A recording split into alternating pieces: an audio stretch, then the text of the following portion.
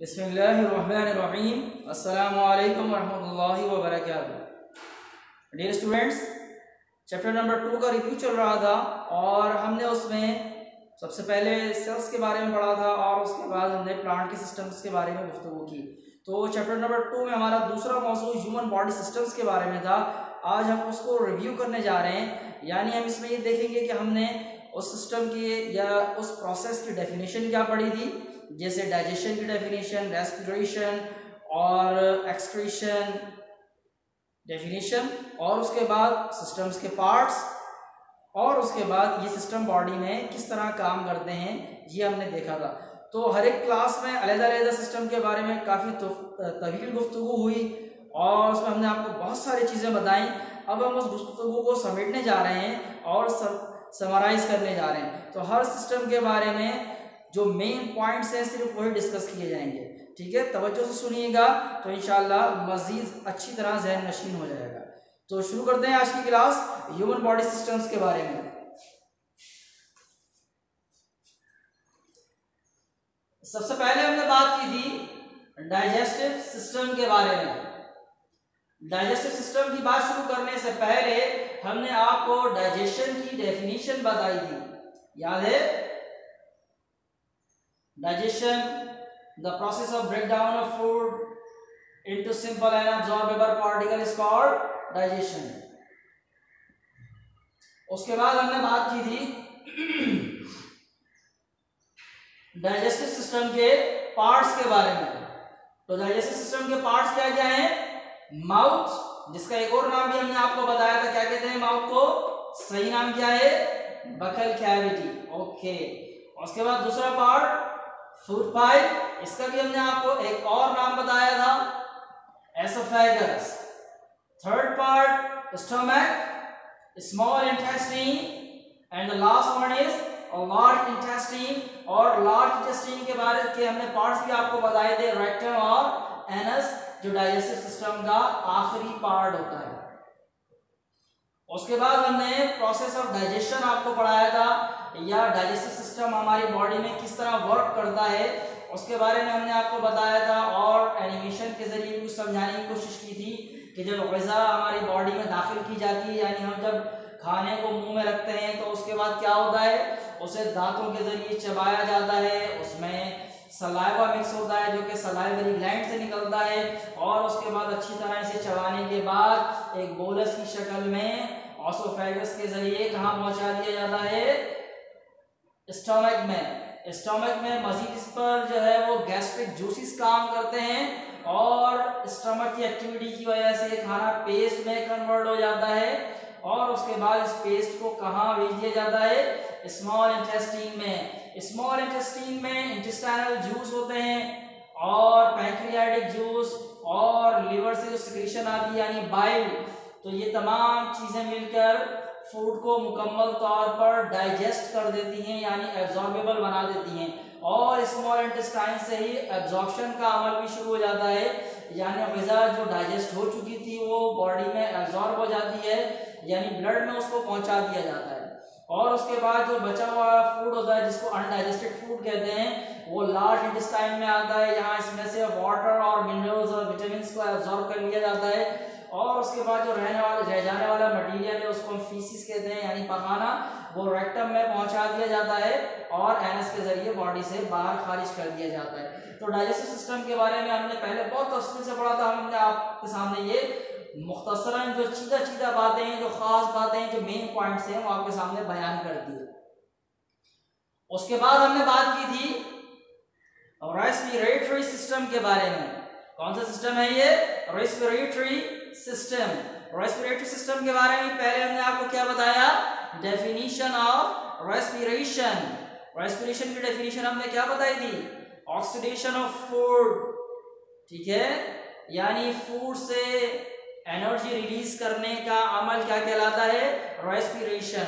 उसके बाद हमने पार्ट्स ऑफ रेस्पिरेटरी सिस्टम पढ़े थे, क्या क्या थे वो? नोज, ट्रैकिया यानी विंड पाइप, उसके बाद bronchi, bronchioles, alveoli and lungs. ये तमाम कौन से सिस्टम के पार्ट्स हैं? रेस्पिरेटरी सिस्टम के पार्ट हैं। उसके बाद हमने प्रोसेस ऑफ रेस्पिरेशन यानी रेस्पिरेटरी सिस्टम किस तरह वर्क करता है, बॉडी में इसकी वर्किंग किस तरह होती है, उसके बारे में हमने पढ़ा और हमने आपको बताया कि किस तरह नोज से एयर हमारी बॉडी में दाखिल होती है, फिर ट्रैकिया से गुजरती हुई ब्रोंकाई में आती है, ब्रोंकाई से ब्रोंक्यूल और ब्रोंक्यूल से एल्वेलाई। एल्वेलाई में गैसेस एक्सचेंज का अमल होता है, यानी इस एयर में से ऑक्सीजन को एब्जॉर्ब कर लिया जाता है और बॉडी में मौजूद कार्बन डाइऑक्साइड यहाँ एल्वेलाई में रिलीज कर दी जाती है और उसके बाद उसे दोबारा वापसी इन्हीं रास्तों से होते हुए बॉडी से बाहर खारिज कर दिया जाता है सांस के जरिए। तो ये रेस्पिरेटरी सिस्टम की डेफिनेशन है, पार्ट्स और उसकी वर्किंग यानी प्रोसेस ऑफ रेस्पिरेशन हमारी बॉडी में किस तरह होता है। फिर उसके बाद हमने गुफ्तगू की थी एक्सक्रीटरी सिस्टम के बारे में। एक्सक्रीटरी सिस्टम के बारे में पहले हमने गुफ्तगू की, आपको पहले हमने जो एक्सक्रीशन की डेफिनेशन है वो बताई थी, removal of waste substances from the body is called excretion.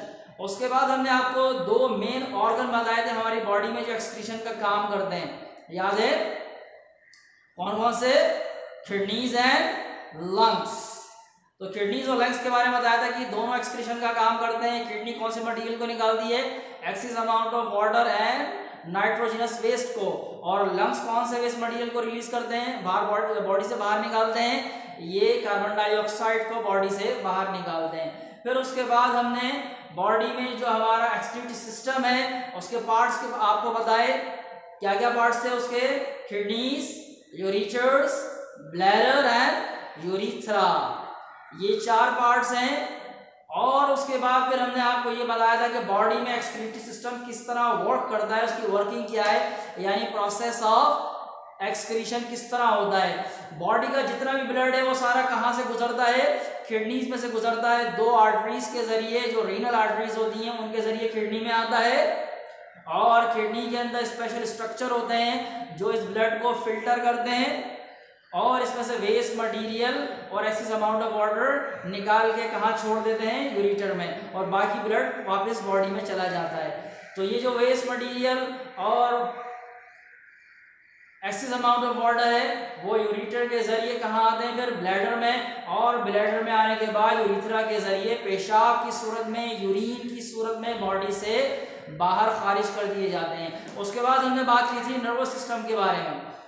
Nervous system के बारे में हमने पहले आपको ये बताया कि बॉडी में नर्वस सिस्टम किस तरह काम करता है, यानी उसकी फंक्शनिंग क्या है, जो डेफिनेशन के ज़मीन में हमने आपको बताई थी। ठीक है, ये नर्वस सिस्टम जो है वो हमारी बॉडी में पूरी बॉडी को क्या करता है? कंट्रोल करने का काम करता है। फिर उसके बाद हमने आपको जो नर्वस सिस्टम है उसके पार्ट्स बताए। नर्वस सिस्टम के पार्ट्स क्या क्या हैं? Brain, spinal cord and nerves. उसके बाद हमने आपको ये भी बताया था कि ब्रेन कहाँ होता है, स्पाइनल कॉर्ड कहाँ होता है, और नर्व्स का जाल तो पूरी बॉडी में होता है। ब्रेन कहाँ होता है? क्रेनियम में, और स्पाइनल कॉर्ड वर्टिब्रल कॉलम यानी बैकबोन में, रीढ़ की हड्डी के अंदर होता है। हमने आपको ये बताया था कि ब्रेन और स्पाइनल कॉर्ड दोनों मिलकर क्या बनाते हैं? Central nervous system. और नर्व्स कितनी तरह की होती हैं? दो तरह की होती हैं, sensory nerve and motor nerve. Sensory nerve का काम क्या होता है? एनवायरनमेंट से इंफॉर्मेशन को कलेक्ट करना और सेंट्रल नर्वस सिस्टम तक पहुंचाना। और मोटर नर्व क्या करती हैं? Motor nerve central nervous system से कमांड्स को, ऑर्डर्स को या मैसेजेस को लेकर ऑर्गन्स तक या मसल्स तक आती हैं। फिर उसके बाद हमने आपको बताया था कि बॉडी में नर्वस सिस्टम किस तरह वर्क करता है, उसकी वर्किंग किस तरह होती है या प्रोसेसिंग किस तरह होती है। तो हमने आपको बताया था कि स्पाइनल नर्व्स जो है वो जो सेंस ऑर्गन्स हैं वो एनवायरनमेंट से इंफॉर्मेशंस को कलेक्ट करते हैं और सेंसरी न्यूरॉन्स के जरिए या सेंसरी नर्व्स के जरिए उसे कहाँ भेज देते हैं? सेंट्रल नर्वस सिस्टम में। सेंट्रल नर्वस सिस्टम उसे प्रोसेस करता है, उसको समझता है, इंटरप्रेट करता है, उसको ट्रांसलेट करता है कि आपने क्या देखा, क्या सुना, या किस चीज़ को आपने छुआ है, या क्या चीज़ आपने चखी है, या क्या चीज़ आपने सूंघी है, और उसके लिहाज से भी फैसला करता है कि बॉडी को क्या एक्शन लेना है। और ये फैसला करने के बाद कमांड किसके जरिए पहुंचाई जाती है? मोटर नर्व के जरिए मसल्स को या ऑर्गन्स को कमांड दे दी जाती है और उसके लिहाज से फिर वो काम करते हैं। तो इस तरह नर्वस सिस्टम हमारी बॉडी में काम करता है। और उसके बाद हमने एक और सिस्टम पढ़ा था जो या of the blood circulatory system. याद आया? ब्लड सर्कुलेटरी सिस्टम का बॉडी में क्या काम होता है? ब्लड सर्कुलेटरी सिस्टम बॉडी में जो मुख्तलिफ मटीरियल है जैसे ऑक्सीजन या फूड जो सब्सटेंसेस हैं उनको सेल्स तक पहुंचाने का काम करते हैं और वहां से जो वेस्ट मटीरियल है उन्हें उन ऑर्गन्स तक पहुंचाते हैं जहां से उन्हें बॉडी से एक्सक्रीट आउट किया जाता है, यानी किडनीज और लंग्स तक। उसके बाद हमने आपको ब्लड सर्कुलेटरी सिस्टम के पार्ट्स पढ़ाए थे, याद है? क्या क्या पार्ट्स थे उसके? कौन कौन से पार्ट्स थे? नंबर 1 हार्ट, और उसके बाद आर्टरीज, वेन्स, और लास्ट वन कैपिलरीज। ओके, उसके साथ साथ हमने आपको हार्ट का स्ट्रक्चर भी पढ़ाया था। हार्ट अंदर के कितने, पहले हमने आपको हार्ट का साइज बताया था। हार्ट का साइज क्या होता है, वो कहाँ होता है? हार्ट का साइज जो हमारी मुट्ठी अगर बंद करें तो इसके बराबर होता है, और बॉडी में कहाँ होता है? Centre of the chest. ठीक है। फिर उसके बाद हमने आपको हार्ट के जो स्ट्रक्चर है यानी उसकी जो अंदरूनी साख्त है वो बताई। तो हमने आपको बताया था कि हार्ट में 4 चैम्बर्स होते हैं, 2 अपर चैम्बर्स होते हैं और 2 लोअर चैम्बर्स होते हैं। अपर चैम्बर को एट्रिया कहा जाता है और लोअर चैम्बर को वेंट्रिकल। ठीक। उसके बाद फिर हमने आपको जो प्रोसेस ऑफ ब्लड सर्कुलेशन है यानी ब्लड सर्कुलेटरी सिस्टम बॉडी में किस तरह काम करता है वो हमने आपको बताया। याद है? हार्ट जो है वो ब्लड को पंप करता है, आर्टरीज के जरिए ये ब्लड ऑर्गन्स तक पहुंचाया जाता है या सेल्स तक पहुंचाया जाता है, और फिर उसके बाद वीन्स के जरिए ब्लड कहाँ आ जाता है? वापस हार्ट में। तो इस तरह ब्लड सर्कुलेटरी सिस्टम हमारी बॉडी में काम करता है। तो हमने जो ह्यूमन बॉडी सिस्टम्स के हवाले से चैप्टर नंबर 2 में जो 5 सिस्टम्स पढ़े थे उन्हें यहाँ इख्तिसार से आपको बयान किया है। आपने ये करना है कि इस वीडियो को 2 से 3 मरतबा देखना है। इससे पहले भी आप तफसील से इन सिस्टम्स के बारे में पढ़ चुके हैं, लेकिन ये इनका बिल्कुल निचोड़ है, समरी है। ठीक है। तो इंशाल्लाह अगली क्लास में जो बुक की एक्सरसाइज है उसको सॉल्व करने का तरीका आपको सिखाएंगे, और फिर उसके बाद इस चैप्टर के जो क्वेश्चन आंसर्स हैं उसका सॉल्यूशन आपके सामने पेश किया जाएगा। तब तक के लिए अस्सलाम वालेकुम व रहमतुल्लाहि व बरकातहू। अल्लाह हाफिज।